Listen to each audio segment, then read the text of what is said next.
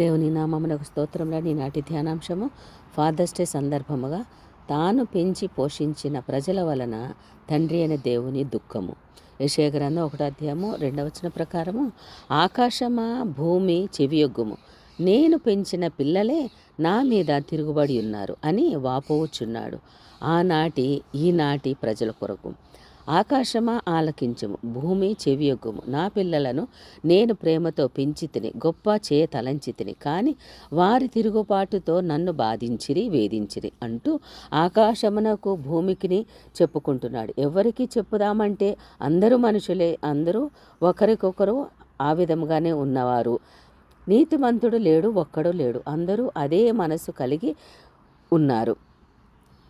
సిలువలో బాధ అనుభవించి చనిపోయి సమాధి చేయబడి 3వ దినమున తిరిగి లేచి యేసు ఎందుకు బాధపడుచున్నాడో మనకు అర్థం అవ్వాలి కదండి.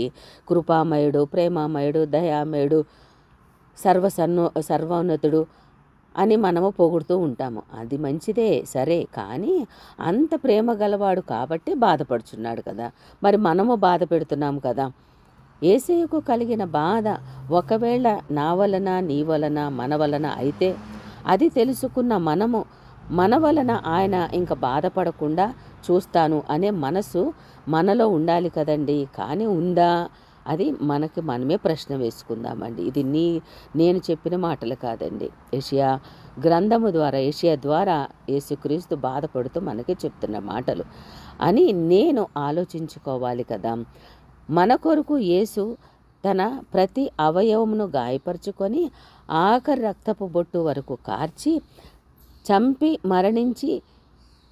చావుని చంపి మరణించి గెలిచి తిరిగి లేచి సజీవుడిగా నేటికి పరలోకంలో తండ్రి కుడిపార్శ్వమున కూర్చొని మన కొరకు విజ్ఞాపన చేస్తూ మన పక్షమున నిత్యము దేవునితో అపవాదితో ఉత్తరవాది వలె వాదులాడుతూ వచ్చిన దేవునికి మన వలన ఇంతవరకు కలిగిన శ్రమ చాలు, ఇక మనము బాధ పెట్టము అనే మనసు మనలో ఉందా? అది మనమే ప్రశ్న వేసుకుందామండి. ఇది నేను చెప్పిన మాటలు కాదండి.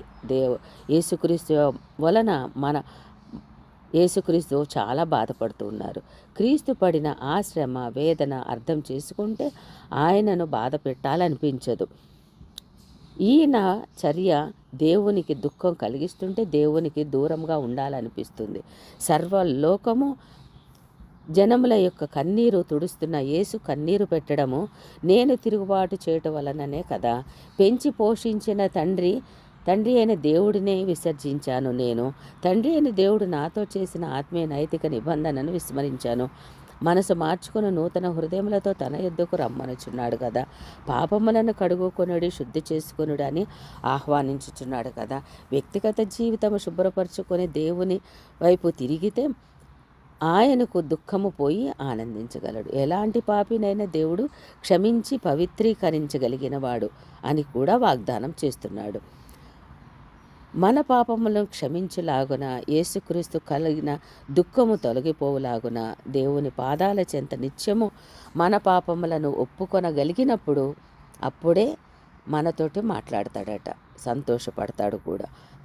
మనలాంటి పాపుల వలననే ప్రపంచములలో దేవునికి ఉగ్రత కలుగుతుందేమో.